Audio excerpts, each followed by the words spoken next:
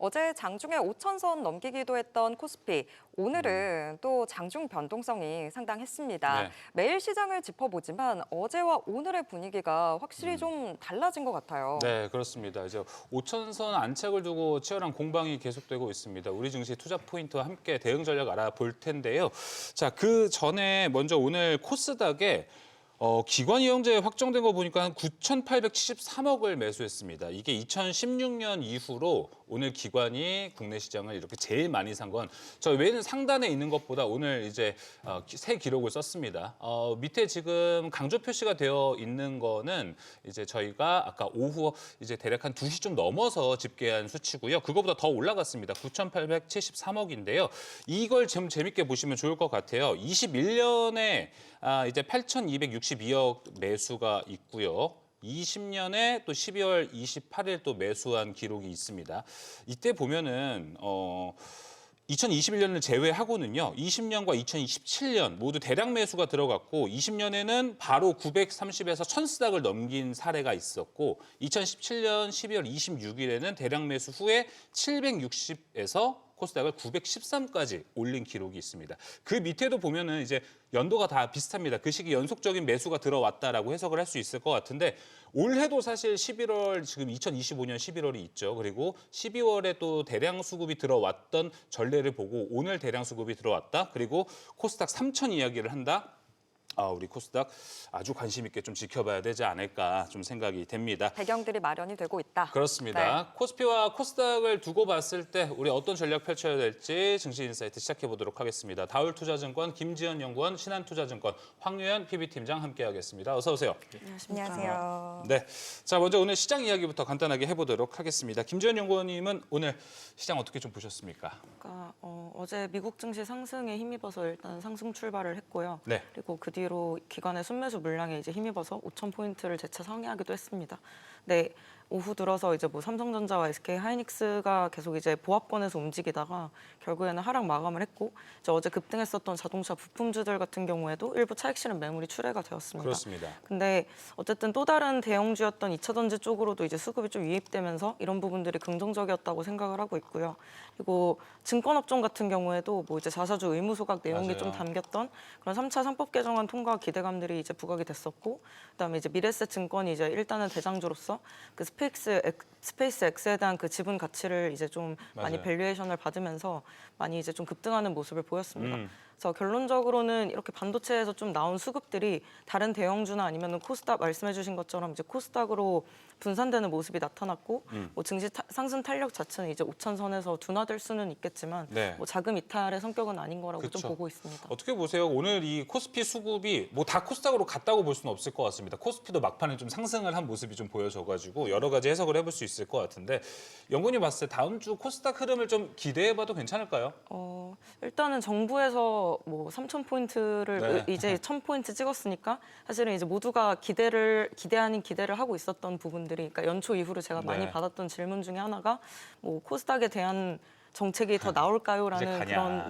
그런 내용들이었는데, 뭐 사실은 뭐 6월 달에 이제 지방선거 앞두고 증시 부양안들은 계속해서 나올 수 있을 거라고 그렇죠. 생각을 했는데 생각보다 그 시점이 지금 빨리 왔다는 생각이 들고, 근데 그런 부분들은 뭐 의심을 할 수 없겠으나 오늘 이제 거의 이제 상승 주체들은 바이오였는데 네. 바이오가 그 전날에 이제 워낙에 알테오젠 같은 그런 대형주 중심으로 좀 빠졌다가 이제 급하게 다시 올라오는 모습이 나타났기 때문에 이런 상승은 나올 수 있지만 이게 추세를 이어갈 수 있을지는 좀 봐야 될 지켜봐야죠. 것 같다라는 생각입니다. 네, 알겠습니다. 황유현 팀장님 보셨을 때 우리가 이 코스닥이 시장에서 주목받고 올라가면은 묘하게 거의 대부분이 금요일이었던 거 기억하십니까? 지금 최근 3주 연속 그랬습니다. 예, 맞아요. 네. 그러다 보니까 근데 월요일 되면 네. 항상 우리가 빠지고. 희망을 품고 주말을 보냈는데 네. 월요일 되면 다시 딴판이 되어버리잖아요. 이번에 좀 어떻게 보십니까? 이번에도 한번 저는 속아보는 게 낫지 이번엔 않겠느냐. 속아보자? 네, 속아보는 게 낫지 않겠느냐입니다. 2주 전 금요일 보면 그때는 보로노이가 급등했던 것 같고요. 예.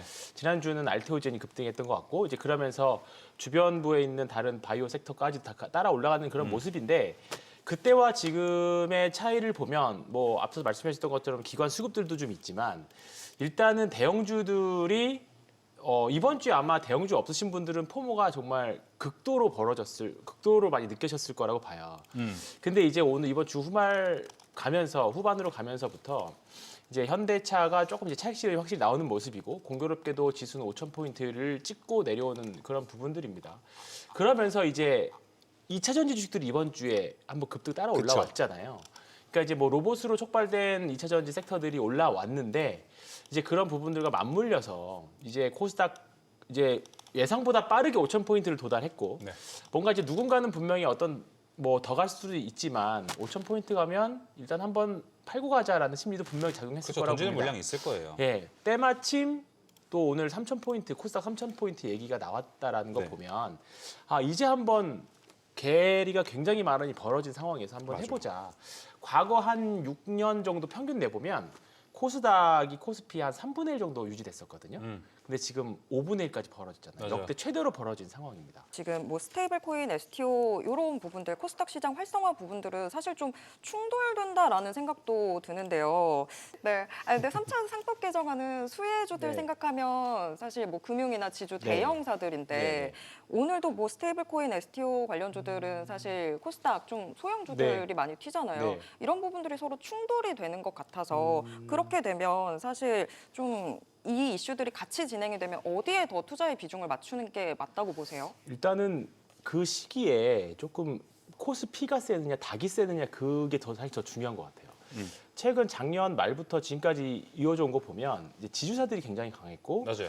증권사들이야 사실 지금 거래대금 어마어마하게 나오니까 뭐 미래에셋증권이야 뭐 좀 스페이스X 지분 가치도 좀 있고 여러 가지 이슈들이 있어서 좀 더 세게 올라왔다라고 하면 사실 오늘 증권사들 대부분 다 많이 셌잖아요. 지금 어제 그제 막 거래대금이 70조까지도 나오는 역대급으로 나오는 시장이다 보니까 그러니까 지금 시장의 수급이 코스피에 있느냐 닭에 있느냐 사실 저는 그게 더 중요한 것 같아요. 지금 사실 투자를 함에 있어서 밸류에이션 중요하기는 한데요. 특히나 이런 유동성 장대에서 밸류 뭐 계산기를 두들려서 하는 것보다 약간 베팅력이 더 중요한 시장인 것 같거든요. 그렇다 보니까 오늘 뭐 코스닥이 상대적으로 강했습니다만 네이버도 굉장히 좋은 흐름이었고 그러니까요. 개별적인 이슈가 있는 종목들은 분명히 지금 시장의 수급들이 쿡쿡 들어가는 그렇죠. 장세라고 봅니다. 그래서 지수도 5,000 찍었고 이제 저는 오늘 이제 고객님들이랑 통화를 많이 했는데 예. 이제 다음 주부터 이제 본격적인 종목 장세일 것 같다라는 말씀을 좀 드렸어요. 오늘도 보면 삼성전자는 빠졌지만 하이닉스는 또 올라가고 맞습니다. 최근에는 전자가 셌지만 하이닉스가 빠졌었는데 이게 또 좀 뒤바뀌는 양상이었잖아요. 대형주 단에 있는 종목들도 마찬가지고 중소형주 단에 있는 것도 종목들도 마찬가지이기 때문에 지금부터는 조금 대형주 못 잡아서 이번 뭐 최근 1, 2주 동안 좀 포모를 느끼셨다라고 하면 아마 대부분의 이제 투자자분들은 아마 코스닥 개별주들을 많이 들고 있을 거라고 봅니다.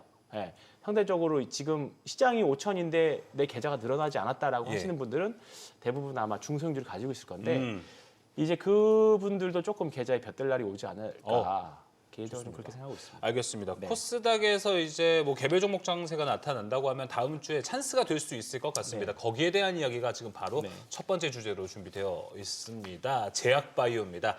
자, 이번 주 알테오젠에 엄청난 큰 악재가 있었습니다. 그래서 지금 제약바이오를 봤을 때 어떤 그 신뢰성에 대한 이야기가 많이 나오고 있습니다. 그걸 가지고 어떤 종목이 괜찮을 거고 안 좋을 거고 좀 나눠지는 것 같습니다.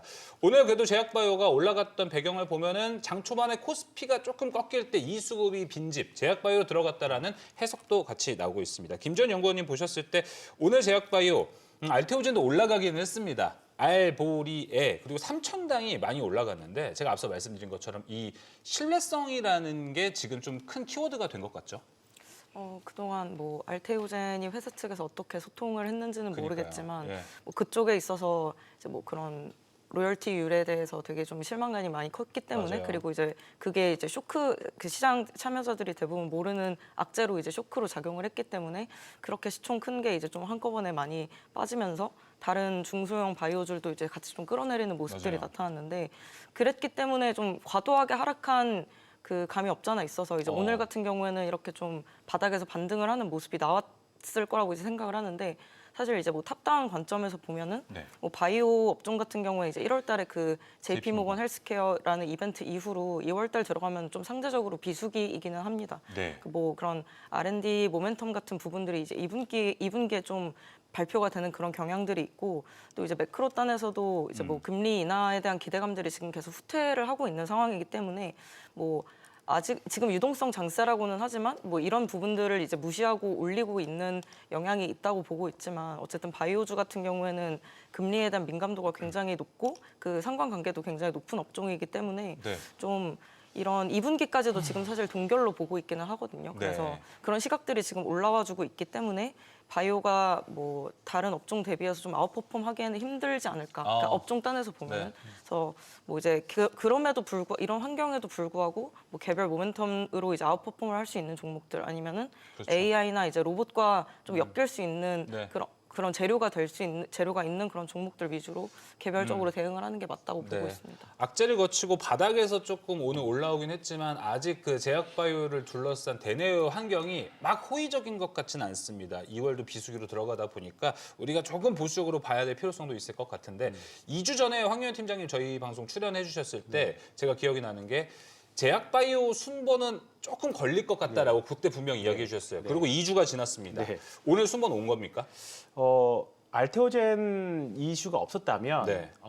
조금 바이오 비중을 더 많이 크게 가져갔을 것 같은데 제약 바이오 섹터들은 이제 종목단 대응이 맞다라고 봅니다. 네. 예, 분명히 오늘도 보면 사실 알테오젠이 시총 상위 종목에서 막 오늘 뭐 코스닥 수급이 워낙에 좋았기 때문에 기술적인 반등인지 다 추세적으로 살아날 수 있는지는 다음 주 가봐야 되긴 하겠습니다만 다른 뭐 리가켄 바이오라든가 에비엘 바이오라든가 뭐 한올 바이오, 뭐 메지온 이런 종목들은 지금 신고가를 가는 종목들도 있어요. 네. 바이오 섹터 단에서는 그렇기 때문에 지금 오늘 좀 이번 주 알테오젠 사태가 있어서 그런지는 몰라도 바이오 기업들이 공시를 통해서 굉장히 뭐 자기네 회사에 대한 홍보를 굉장히 막 뭔가 입증하려고 그러죠. 소통을 굉장히 좀 맞아요. 가파르게 엄청 빠르게 하는 느낌이었습니다.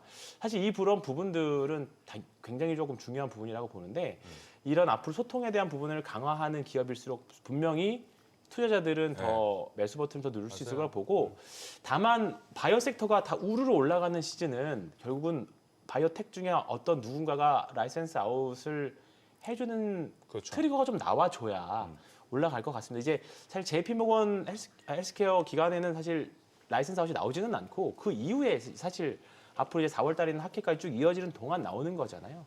언제든지 가능성이 있는 기업들이기 때문에 다만 이제 그런 언제쯤 심리가 좀 변화할까.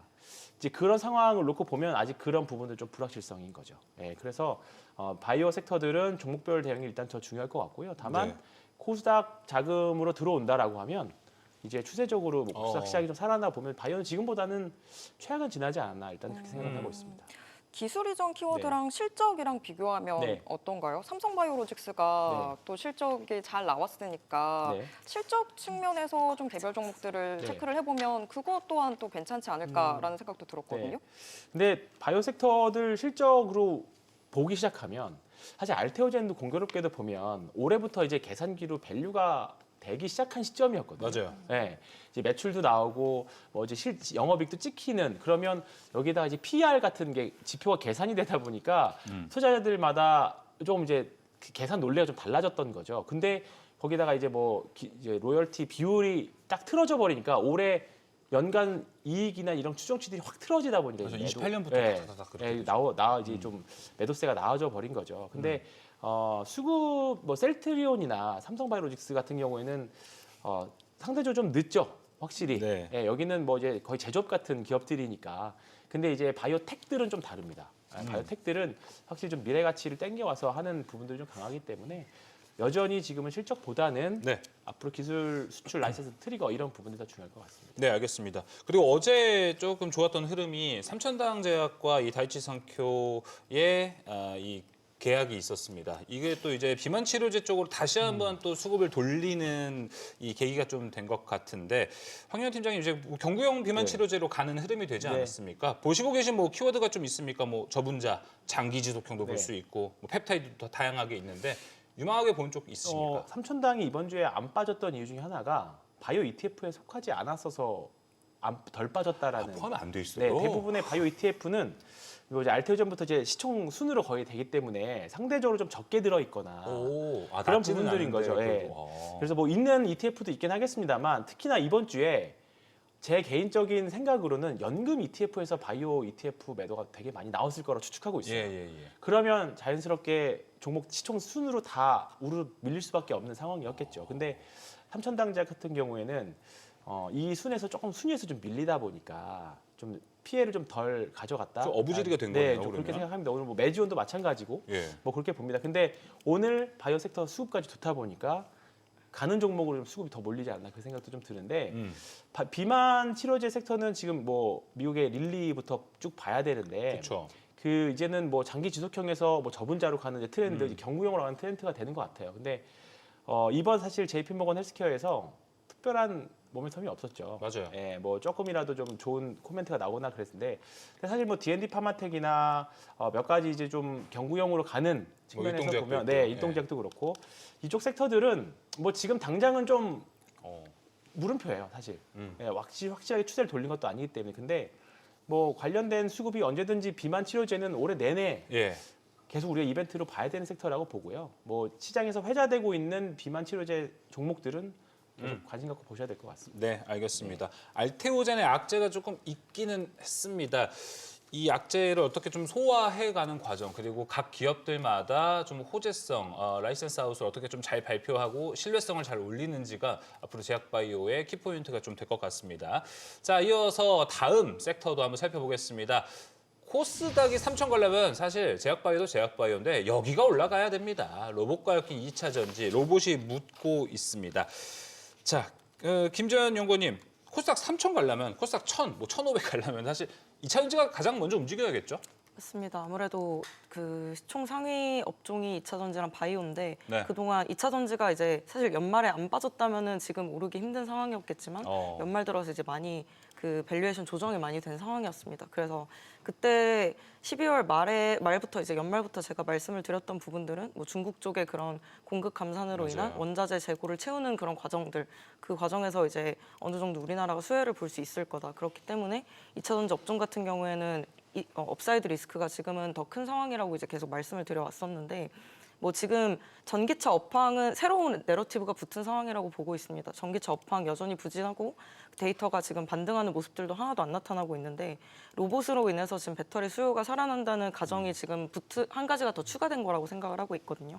근데 뭐 사실은 수요 반등이 뭐 확인이 된 것도 아니고 뭐 전 세계 배터리 수요 중에 로봇이 차지하는 비중은 이제 1%도 안 되는 수준이지만 그럼에도 불구하고 뭐 로봇에 대한 내러티브가 지금 점점 확산이 되고 있는 그런 상황인데 이번 CES에서 어쨌든 보스턴 다이나믹스 그 아틀라스가 이제 배터리를 스스로 교체를 하는 그런 성능을 이제 공개를 했습니다. 원래 이전까지 배터리가 들어가지 못했었는데 왜냐하면 2시간, 3시간밖에 그게 지속성이 안 되기 맞아요. 없기 때문에 그랬었는데 이제 그 로봇에 이제 배터리가 못 들어간다는 전제가 깨지고 있는 상황인 거고 이런 부분들도 부각이 되고 또 이제 특히나 어저께 삼성 SDI가 이제 좀 많이 올랐는데 그 이익 추정치 상향 주간으로 이제 2026년 전체 이익 추정치의 그 상향 정도를 이제 보게 되시면은 삼성 SDI의 그 적자폭이 많이 줄어들었습니다. 그래서 이런 부분들을 봤을 때 뭐 어쨌든 현대차 쪽에다가 뭐 독점으로 이제 공급을 하고 있고 지금 뭐 중국 자동차 기업들 역시도 뭐 전고체 배터리 양산을 지금 발표를 하고 있기 때문에 이런 내러티브가 많이 붙어 있는 그쵸. 상황이라고 좀 보고 있습니다. 물론 실적은 4분기도 안 좋을 거고 1분기까지도 안 좋지 않겠으나 방금 말씀드렸다시피 2026년 연간으로 봤을 때는 적자폭이 좀 줄어들 수 있다. 그리고 한국 증시에 대한 베팅이 이제 연초이후로 계속해서 이어지고 있기 때문에 뭐 내러티브와 이제 수급 자체는 좀 우호적인 환경이다라고 판단을 하고 있습니다. 우호적인데 근데 그 내러티브 자체만으로 지금 계속해서 좀 끌고 가기에는 아직까지는 힘이 약하다 이렇게 보면 되는 걸까요? 좀 그 추세성에 대해서는 뭐 이렇게 유동성 환경에 받쳐주고 뭐 이제 매크로 단에서 그런 노이즈가 발생을 하지 않아야지 이런 환경이 이어질 수는 있다고 생각을 하거든요. 그리고 이제 뭐 아무래도 이제 실적 시즌을 앞두고 있다 보니까 좀 이제 수급적인 요인보다는 이제는 좀 펀더멘탈에 대한 그 초점으로 이동을 할 가능성이 좀 높다고 보고 네. 있습니다. 그게 기점이 되는 게 이제 다음 주에 있을 그 SK 하이닉스 실적 발표일 29일이죠. 그때 이제 현대차 같은 경우에도 이제 뭐 이제 기업 그 발표가 예정이 되어 있기 때문에 네. 그날을 기점으로 해가지고 이제 좀 수급 방향성이 좀 많이 바뀌지 않을까라고 생각을 하고 있긴 합니다. 알겠습니다. 그러면은 이제 황교안 팀장님 보셨을 때는 오늘 2차 전지가 어제와 달리 오늘 쉬어간 거는 잠깐 쉬는 거라고 보십니까? 아니면 앞서 우리가 쫙 이야기했던 이 내러티브로 올라간 거잖아요. 네. 이 내러티브에는 한계가 있다고 보십니까? 저는 지금 시장에서는 내러티브로 더 올려줄 수 있을 것 같습니다. 네. 들어볼까요, 더 네. 이야기를? 사실 SDI 그러니까 로봇 전체에서 배터리 차지하는 부분이 한 5% 정도로 제가 알고 많지 있거든요. 않다더라고요. 많지는 않습니다. 네. 다만 이제 우리나라 배터리 회사들이 좀 수혜를 볼 수 있는 게 이제 LFP보다는 이제 NCM 3원계 계열이 맞아요. 더 수혜를 볼 거고 또 안전성 때문에라도 뭐 전고체 배터리들이 더 이제 향후에 수혜를 볼 걸로 예상이 되는데 지금 어쨌든 2차 전지가 작년에 이제 LG 에너지 솔루션이 한 포드에서 계약 취소 나오면서 네. 한번 악재가 한번 싹 쓸고 지나갔잖아요. 맞아요. 근데 사실 그게 LG 에너지 솔루션이 2025년 말 수주 잔고 보니까 400조 정도 되는데 그중 사실 2조 취소 난 겁니다. 그쵸. 그러면 사실 큰 엄청난 타격이 있는 것 같지는 않아요. 그리고 이제 취소 나올 거 다 나왔고 전기차 부분은 어쨌든 이제 성장은 하고 있거든요. 성장률이 둔화됐을 뿐이지. 그리고 거기다가 이제 미래 밸류션을 땡겨줄 수 있는 게 뭐가 있느냐 했는데 이제 로봇이 나타난 거죠.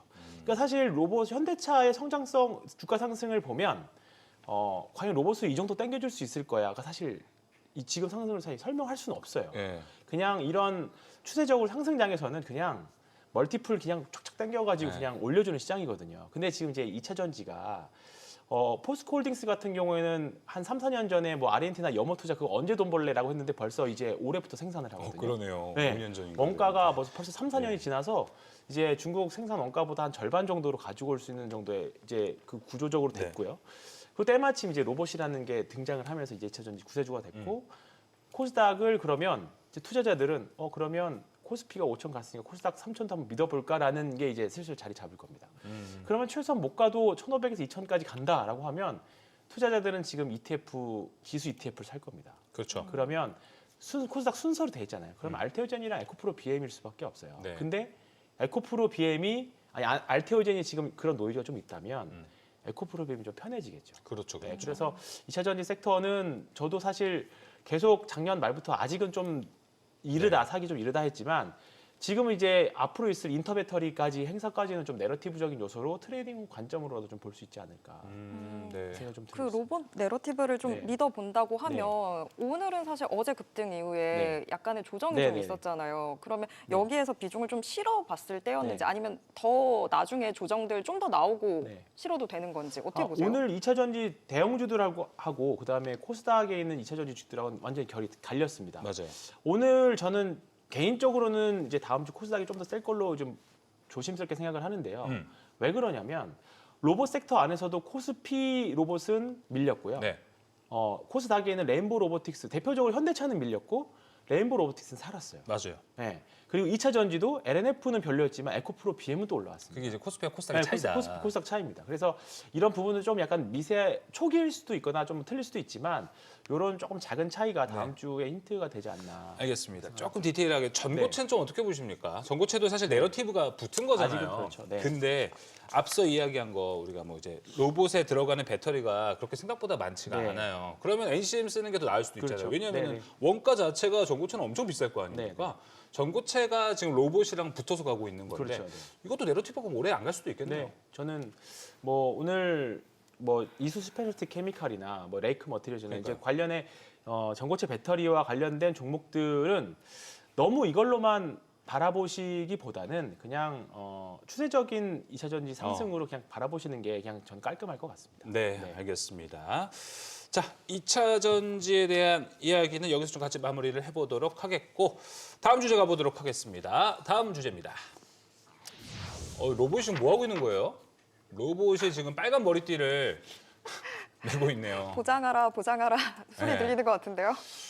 원래 반대가 돼야 되는데 그거 아닐까 싶기도 합니다. 지금 오늘 좀 이슈가 있었습니다. 현대차 이 노동조합 노조가 이 로봇을 지금 반대하고 있죠. 이 이슈만으로 지금 현대차가 오늘 급락을 보인 걸까요? 황교안 팀장님 보셨을 때 이 노조와 관련된 연관으로 오늘 하락했다라면은 오히려 매수의 기회라고 보십니까? 네. 이건 시대의 흐름이잖아요, 로봇은요. 아마 뭐 계속 뭐 변동성 유발 요인 정도는 되겠지만 시대의 흐름 바뀔 수 없다라고 보고요. 다만 좀 먼 미래잖아요. 어차피 로봇 만들어서 피지컬 AI로 그 공장 돌리는 것에 대한 학습도 필요하고 한 3년은 걸린다던데. 그러니까요. 예. 그 부분이 사실 어떻게 생각을 해보면 그 부분에 대한 밸류 지금 현대차에 땡겨준다면 차라리 그 부분이 저는 좀 이슈일 수도 있지 예. 노조 이슈는 사실은 저는 좀 아니라고 생각합니다. 예, 알겠습니다. 로봇주로 조금 더 넓혀서 보면은 어떻습니까? 오늘 로보티즈, 두산 로보틱스, 유일 로보틱스 같은 이 상대적으로 덜 간 겁니다. 이거 안 간 게 아니고 상대적으로 덜 간 종목들입니다. 이런 덜 간 종목들 매력이 더 있다고 보세요? 아니면 가는 쪽이 더 낫다고 보세요? 지금 로봇도 보면 이제 1분기, 4분기 실적 발표를 곧 하겠죠. 그렇죠. 이제 사실 저는 개인적으로 로봇주 작년 4분기 실적 발표, 3분기 실적 발표할 때, 그러니까 11월 초 정도면 전 조정이 좀 한 번은 올 줄 알았어요. 안 와요. 네, 지금 오지 않고 지금 여기까지 끌고 왔는데 그때보다 지금 로봇은 사실 더 많이 올랐고 이제 실적 발표를 하게 되면 시총이 지금 이 정도인데 실적이 이 정도라고? 근데 가이던스가 겨우 그 정도야? 그러면 이제 몇몇 종목들은 이제 로봇 주도 로봇 집단에서 좀 떨어져 나가는 네. 종목들이 이제 하나둘씩 생길 거라고 봅니다. 음. 대신에 살아남은 종목들은 시장에서 계속 수급을 계속 빠진 수혜를 더 받아서 가겠죠. 그래서 이제 다음 주부터는 이제 본격적인 실적 발표 시즌인데 특히 코스닥은 이제 1월, 2월 중순까지 가겠죠. 예. 앞으로 한 1, 2주 정도는 이제 로봇 주식들은 좀 리스크 관리를 좀 잘 하셔야 되는 게 네. 아닌가 그렇게 예, 생각합니다. 알겠습니다. 일단은 좀 목에 찼다고 하기 어려울 정도로 더 네, 차 있는 것 맞습니다. 같습니다. 로봇주들의 주가는요. 실적 시즌이 다가오기 때문에 로봇주들도 여기에 좀 유의해야 될 필요성도 우리가 좀 생각해 보면 좋을 것 같습니다. 다음 섹터 넘어가 보겠습니다. 다음 섹터 여전히 또 우리 반도체 이야기 또 해봐야겠죠. 다음 주에 바로 삼성전자와 SK 하이닉스 두 기업이 동시에 실적을 발표합니다. 실적은 좋을 것 같습니다. 하지만 앞으로 어떻게 더 돈을 벌겠다, 이익 추정치가 얼마일 것 같다, 이 부분을 어떻게 이야기하는지가 상당히 좀 중요할 것 같습니다. 김전 연구원님, 근데 앞서 우리가 이야기했으면 당분간에 만약에 수급이라는 게 코스닥으로 많이 들어간다고 하면은 이 반도체 투톱 같은 경우에는 당분간은 좀 실적 발표 전까지는 좀 박스권이라고 할까요? 지지부진하게 흘러갈 가능성은 또 생각해놔야겠죠? 네. 일단은 다음 주 실적 발표 이후로 이제 그 다음 달에 있을 2월 말에 있을 이제 엔비디아 실적 때까지는 일단 1차적으로는 반도체에 대한 모멘텀은 뭐 없는 상태입니다. 예. 그렇기 때문에 실적 추정치가 상향되는 정도 자체도 되게 둔화될 가능성이 높고 그 이유가 지금 사실 삼성전자 실적 전후로 그 반도체 그 업종 자체 그 영업이익 추정치가 거의 20% 정도 상향 조정이 됐습니다. 맞아요. 그래서 뭐 전자의 그 추정치 상단이 아마 150조 원, 그러니까 26년 전체 영업이익 기준으로 150조 원까지 높게 형성이 된 상황이고 여기서 이제 뭐 1분기 실적 시즌, 그러니까 4월까지는 반도체에 대한 그 이익 추정치 상향이 지속될 수 있는 환경이라고 보고 있습니다. 그리고 모두가 이제 기대를 하는 부분들, 그리고 전자 실적 당일에 이제 보여줬듯이 전자 실적이 이제 연초에 나왔을 때 삼성전자는 주가 하락하고 이제 닉스는 상승하는 모습이 나타났습니다. 그래서 이런 부분들도 이제 사실은 투자자들이 기대를 하는 거는 전자가 이만큼 단가를 올려서 받았으면은 닉스는 더 세게 받지 않았을까라는 그런 기대감들이 이제 반영이 됐었던 결과라고 생각을 하거든요. 그래서 지금까지는 이제 좀 트레이딩 위주로 좀 이제 반도체 업종에 대해서 대응을 하고 있는 추세에서 뭐 외국인들도 마찬가지고 기관도 마찬가지고. 네. 다음 주에 이제 실적 이후에 확인을 하고 거기서 이제 추가적으로 추정치가 여기서 이미 지금 20%까지 넘게 올라온 상황이기 때문에 여기서 이제 좀 추가적으로 빠르게 올라가기는 힘들 것 같다는 생각을 하고 있습니다. 그래서 이 이익 추정치의 상향 강도 자체는 둔화될 수 있겠지만 전 4월 달까지는 계속 우상향하는 흐름을 생각하고 있기 때문에 뭐 일시적으로 좀 박스권에 머무를 가능성을 염두에 둬야 된다고 보고 있습니다.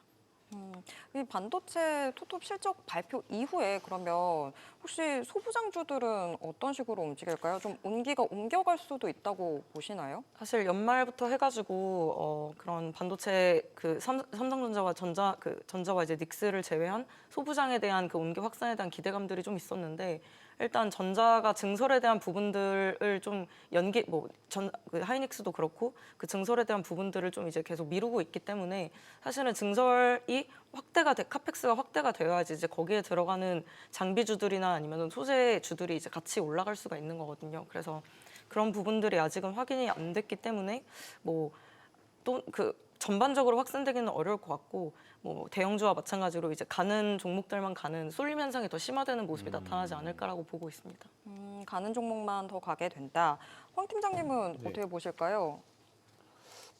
반도체 다음 주 계속 지금 그 누가 AI 랠리를 고점이라고 말할 수 있겠어요? 예. 아니라고 보고요. 다만 이제 가이던스들이 중요합니다. 어제 인텔도 실적 발표하고 가이던스 조금 애매하니까 폭락 나왔던 것처럼 삼성전자와 하이닉스도 어느 정도는 가이드는 이제 나온 상태니까 네.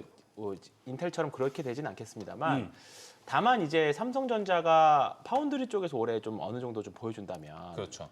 예, 작년에 이미 수주를 받았잖아요. 애플이랑 테슬라로부터 받은 게 있기 때문에 여기다 분명히 추가적인 업사이드가 많이 보이는데 그 업사이드를 사실 아직까지는 우리가 알 수 없는 그 불확실성이 오히려 주가의 상승폭을 더 키울 수 있다라고 봐요. 그래서 이제 올해는 삼성전자 키는 기본적으로 HBM이나 낸드 DRAM 가져가는데 파운드리가 얼마큼 앞으로 가이드를 어떻게 주느냐 가이던스를 그 부분이 삼성전자의 더 높은 눈높이를 가져가도 되느냐 안 되느냐가 저는 더 중요한 것 같습니다. 삼성전자는 그럼 다음 주에 이제 파운드리에 대한 긍정적인 얘기가 나오면은 네. 막 예단할 수 없지만 지금까지 올라왔던 상승폭만큼의 퍼포먼스 기대는 할 수 있을 것 네. 같아요. 하이닉스는 어떨까요? 하이닉스 근데 오늘 조금 하이닉스 쪽으로 수급이 또 옮겨가는 느낌이 좀 네, 있었거든요. 근데 요새 그래서 항상 방송 준비하다 네. 보면은 느껴지는 게 삼성전자 진짜 할 얘기가 많은데 은근 하이닉스 얘기가 많이 없어졌네라는 생각이 좀 들더라고요. 하이닉스는 어떻게 보면 사업 구조가 좀 심플하다 보니까 네. 그냥 반도체 가격 올라가고 그러니까요. HBM, AI 랠리 안 무너지면 그냥 가져가는 정도. 그래서 저도 말씀드린 게 하이닉스 요령껏 잘 매수해 보시라. 예, 어차피 AI 랠리 꺼지면 하이닉스 삼성전자부터 꺼지게 되어 있습니다. 그렇기 때문에 지금의 상승이 끝날 때까지 꺼진다는 표현보다는 끝날 때까지는 가져가는 전략이 맞을 것 같습니다. 알겠습니다. 요거는 제가 한번 생각해봤는데 이 상상력을 좀 풍부하게 가져보자. 이건데 네. 김준영 연구원님 이 부분 어떻게 생각하세요? 두 분 다 대답해 주시면 좋을 것 같아요. 코스닥 내에도 반도체 기업들이 많습니다. 시총 보면은 리노 공업도 있고 이오테크닉스 있고요. 솔브레인 같은 종목이 있습니다. 다음 주 코스닥 좋을 거면 여기에 있는 반도체 종목들도 수혜가 될까라는 기대감은 좀 맞지 않습니까? 저는 사실은 지금 코스피를 끌어올린 부분들, 그러니까 초반에는 외국인들이 주포가 돼서 대형주 위주로 시세를 네. 세게 주면서 올렸고, 그 다음에 이제 기관과 개인들이 따라붙는 형태로 코스피가 올라왔는데, 코스닥도 마찬가지의 과정을 거친다고 하면은 결국에는 외국인들이 얼마나 들어올 거냐가 이제 가장 중요하다고 그쵸. 보고 있습니다. 근데 작년 같은 경우에는 그런 소부장들을 이제 그 누적으로 외국인 수급들 차트를 그려봤을 때 소외 현상이 굉장히 뚜렷이 나타나는 업종 중에 하나거든요, 반도체가. 네. 그러니까 전자와 닉스는 당연히 시총 상위주니까 그 매수의 금액의 그 단위 자체가 다른데 나머지 그 소부장들은 정말 많이 소외된 현상들이 이제 많이 나타났었습니다. 근데 거기서 이제 많이 이제 밸류에이션이든 아니면은 수급이 빈집인 것도 맞는데 만약에 이제 외국인 입장에서 코스닥을 먼저 채운다 그러면 시총 상위주들부터 그쵸. 아마 채우는 과정이 선행이 되지 않을까. 그리고 그 이후에 아마 좀 이제 미리 매집을 해놓은 기관이나 이제 개인들 네. 같은 경우에는 그 이후에 이제 좀 따라붙는 과정이 나타나지 않을까라고 보고 있습니다. 코스닥 활성화 이런 게 있어도 코스닥 내에 반도체 소부장 종목까지는 수급이 올까? 이건 좀 갸우뚱할 수 있을 것 같습니다. 황현 팀장님 생각은 어떠세요? 저는 코스닥 소부장들도 이제는 봐야 될 것 같습니다. 이미 어. 몇몇 종목들은 신고가 가는 것들도 있거든요. 네. 다만 이제 아래에 있는 종목들이 얼마나 따라가느냐가 문제인데 굳이 선택을 하자면 지금 센 주식들이 더 치고 갈 확률이 그러니까요. 매우 높습니다. 이미 시장에서 신고가 갔다는 거는 시장에서 다른 소부장 주식들 대비 좋다라는 게 증명된 거잖아요. 그러면 결국은 투자자들은 더 좋은 걸 사지. 그쵸. 안 오른 거를 살 수는 있기는 한데 그 상승 폭이 상대적으로 좀 더딜 거라고 봐서 일단 지금 주말간에 쭉 한번 소팅해 보시고 예. 센 소부장들 찾아보시는 게 나을 것 같습니다. 센 소부장? 네. 센 소부장. 지금 이미 신고가 근처에 있는 소부장들. 예를 들어서 뭐가 있죠? 요새 소부장 지금 중에? PSK 홀딩스도 그렇죠. 네. 그렇고요. 오늘은 좀 조정 나왔습니다만 그런 종목들도 있고 예를 들었으면 테크윈 같은 경우는 좀 많이 내려와 있어요. 테크윈 아예 내려가 있죠. 네, 근데 그런 쪽을 저가 매수를 노리시는 것보다 매매든 투자든지 간에 노리시는 것보다 뭐 일시적으로 이격을 좀 줄이는 반등 정도 나올 수 있지만 그렇죠. 이미 투자자들은 매물대가 약한 것들이 더 세게 가잖아요. 네. 네, 그렇기 때문에 한번 소부장들 쭉 돌려보시면 사실 시간 많이 안 걸리거든요. 맞아요, 네, 맞아요. 그렇게 한번 찾아보시면 좋을 것 같습니다. 소부장을 한번 딱 분류를 한번 해보시고 그나마 센 내가 갖고 있는 소부장 종목들이 생 종목인가 아닌가를 먼저 판단해 보시고 만약 약하다면은 조금 이제 갈아타는 전략도 다음 주에 한번 도모해 보시는 것도 반도체에서는 일단은 괜찮은 전략이 될 것 같습니다. 자, 오늘 증시 인사이트는 여기서 마무리하도록 하겠습니다. 김지연 연구원, 황유현 팀장과 함께했습니다. 오늘 말씀 고맙습니다.